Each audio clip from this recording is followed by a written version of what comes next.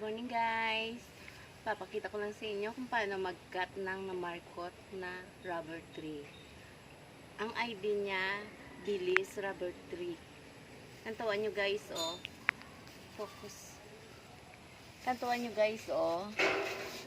Ang minarkot ko ng nakaraan, lumabas na ang kanyang ugat sa plastic na minarkot ko ng nakaraan.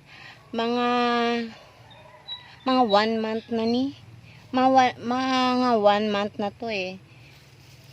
Ikakat natin dito na part kasi baka ma-damage yung kanyang body. Dapat dito ang cut niya, mga guys.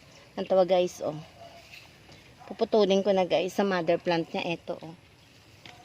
Ito ang mother plant niya. Ikakat ko na siya guys. Tingnan nyo, oh. Rubber tree. Yan. Tingnan nyo guys, putol na. Ito ang kanyang oh. Yung mga ugat niya lumalabas na sa plastic. Tingnan nyo guys. Puurong. Ilalagay natin ang nakaready kong lupa guys. Kompleto na ito. Lalagay ko dito. Transfer ko siya dito.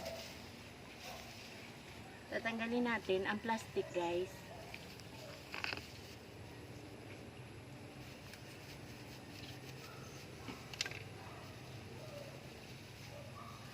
Para maalis yung balot.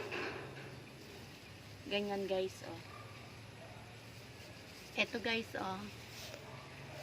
Ayan ang ugat niya, oh. Yan. Ayan si Bilis rubber tree. Itatanim na natin siya, guys. Bubuksan lang natin ganyan. Itutusok natin siya. Ganyan. Tatabunan natin ganyan.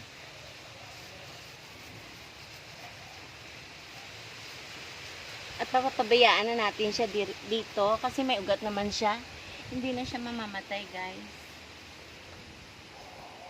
Ito. Yan. Siguradong buhay kasi may ugat na siya.